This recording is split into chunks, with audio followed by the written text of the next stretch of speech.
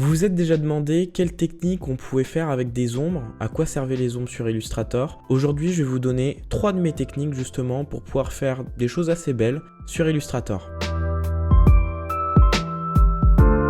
Salut les designers. Alors aujourd'hui du coup on se retrouve comme je viens de le dire dans une vidéo où je vais vous montrer 3 techniques pour faire en sorte de faire des compositions, des créations avec des ombres. Donc ces 3 techniques vous allez pouvoir les réutiliser dans vos logos ou tout autre type de création visuelle. Par contre je tiens à préciser, il faut éviter de les utiliser pour tout ce qui est print parce qu'en fait c'est vachement mal géré par les imprimantes, donc je le déconseille pour tout ce qui est création print. Je sais que ces 3 techniques peuvent intéresser tous les media makers, tous ceux qui font par exemple des overlays, mais aussi du coup ceux qui font les logos, je l'ai déjà dit auparavant. Donc restez bien jusqu'à la fin de la vidéo, il va y en avoir vraiment pour tout le monde. Et donc dites-moi dans les commentaires si une des techniques vous a servi, et je répondrai à ceux qui ont eu des problèmes dans la réalisation de ces techniques. Vous inquiétez pas, je fais attention aux commentaires. Donc comme d'habitude, je vais essayer de faire une vidéo qui est assez courte, donc on va tout de suite passer au sujet qui vous intéresse. C'est parti pour les 3 techniques avec des ombres. Premièrement, la chose dont on va avoir besoin pour les ombres, c'est la fenêtre aspect. Donc voilà, on la met sur le côté. C'est réellement tout ce dont on a besoin, mais je vais quand même activer la fenêtre propriété qu'on va mettre ici, qui va nous faciliter un peu la tâche. Voilà, vous pouvez l'étendre de cette manière. Du coup, maintenant qu'on a activé tout ce qu'il fallait, on va pouvoir passer à la vraie réalisation de notre toute première technique. C'est parti. Donc pour la première technique, on va apprendre à réaliser un effet d'ombre qui est sur cette image-là. Alors j'ai pris un screenshot en fait pour le faire parce que j'ai pas envie de dévoiler tout l'overlay que j'ai déjà fait. On va apprendre à faire cet effet-là. Donc là, vous voyez comment vous pouvez l'utiliser. Nous, on le retrouve juste ici. Ça va être des techniques qui vont être relativement simples à faire, mais que vous pouvez utiliser pour tout type de création. Moi, je vous donne la technique brute. Après, vous avez juste à faire des compositions et vous pouvez d'ailleurs me taguer sur Twitter ou envoyer un message sur le Discord qui est dans la description en me montrant ce que vous avez réussi à faire avec ces techniques par exemple. On va commencer de zéro. Ce qu'on va faire, c'est qu'on va créer notre rectangle blanc, on va dire, voilà. Ensuite, alors faites bien attention d'ailleurs pour les ombres, il ne faut pas que vos créations soient trop petites. Je conseille pas d'appliquer des ombres à des créations qui sont plus petites que 600 par 600 pixels ou 1000 par 1000 pixels. Moi je sais que j'aime bien travailler sur des surfaces grandes, donc ne faites pas sur du trop petit. Ensuite, du coup, pour donner notre effet de texte ombragé, on va devoir appuyer sur notre raccourci texte, donc la touche T. On agrandit notre texte de cette manière. Et du coup, on va choisir, moi je vais marquer olive, voilà, c'est très simple, hein, je m'embête vraiment pas. Ensuite, ce qu'on va faire avec notre texte, c'est qu'on va venir appuyer ici, on vectorise notre texte. Du coup, on vient sélectionner le tout. Ensuite, vous venez choisir votre concepteur de forme. Et là, la seule chose que vous avez à faire, c'est cliquer sans appuyer sur d'autres raccourcis. Vous avez juste à cliquer sur les lettres de cette manière. En fait, ce que ça va faire, c'est qu'ici, vous voyez, ça va créer un trou dans notre image déjà présente. Maintenant, ce qu'on va pouvoir faire, c'est passer notre texte dans la couleur qu'on veut. Moi je veux pour notre effet qu'il soit en blanc. Et ensuite la deuxième chose qu'on va devoir faire, c'est sélectionner notre grande partie blanche et la passer au premier plan. Pour la passer au premier plan, c'est simple, vous faites clic droit, disposition, premier plan. Et maintenant, pour avoir l'effet qu'on avait sur l'image d'avant, on vient simplement rajouter un effet d'ombre. Donc l'effet d'ombre, il se trouve où? On va tout simplement dans effet, spécial, ombre portée. Donc là, vous mettez en mode normal. Ici, on laisse à 75% parce qu'à la base, c'est 75%. Sur X et sur Y, nous, on veut qu'il reste sur la base de notre objet, pas qu'il soit décalé.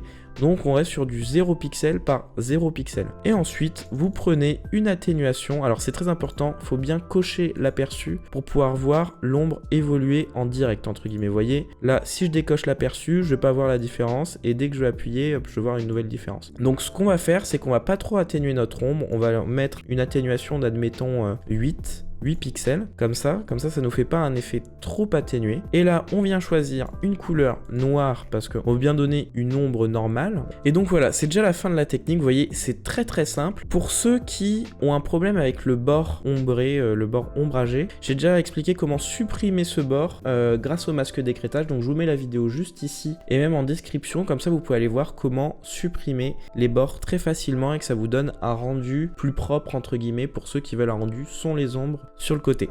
Donc maintenant qu'on a fini cette première technique, on va pouvoir passer à la deuxième technique qui risque d'intéresser beaucoup de miniamakers. Cette deuxième technique, je pense qu'elle va un peu plus intéresser tous les miniamakers, donc les créateurs de miniatures. On va voir du coup comment mettre en valeur des objets grâce à des couleurs entre guillemets autour, là comme vous voyez ici, avec les petits contours que j'ai mis. Du coup, on se retrouve avec notre image et notre logo. Et maintenant, c'est très simple encore, ça se fait en quelques clics. Vous avez juste à passer là votre logo en premier plan comme je viens de le faire avec CTRL Maj+. Et maintenant, vous venez lui ajouter des ombres. Donc, pour lui ajouter des ombres, je vais donner une deuxième manière de le faire. Vous venez ici dans votre fenêtre aspect, vous allez sur FX, ajouter un effet. Pareil, spécial, ombre portée, et là vous venez rajouter une ombre avec de la lumière crue en mode 100% en opacité, 0 sur les décalages XY, et là vous mettez une petite atténuation, on peut pas mettre beaucoup, on va mettre 8, et là on peut accepter. Et là, vous vous dites, c'est pas forcément super, on voit pas trop bien la lumière que fait, on va dire, notre ombre. Donc là, ce que vous devez faire, c'est cliquer à ce niveau-là sur l'ombre portée pour éviter de l'ouvrir. Et là, vous réappuyez sur plus. Donc là, vous voyez, ça nous donne un effet qui est pas terrible. On vient recliquer sur notre deuxième ombre portée qui est juste en dessous de la première. On vient augmenter notre atténuation. Là, admettons, ça fait encore trop pour vous. Ici, vous pouvez venir jouer avec l'opacité, qui elle aussi va nous permettre de réduire notre effet de lumière. Et maintenant, vous avez juste à jouer avec l'atténuation et notre opacité. Moi là par exemple, ça me suffit. Et après, je peux tout déplacer. Et voyez là, j'ai mon petit effet de lumière qui peut me permettre de mettre en valeur des icônes sur mes miniatures. Donc j'en profite aussi pour vous dire de ne pas hésiter à aller voir cette vidéo YouTube. Je vous explique comment installer des plugins sur Illustrator, notamment celui qui me permet de trouver ici des photos directement sans sortir d'Illustrator.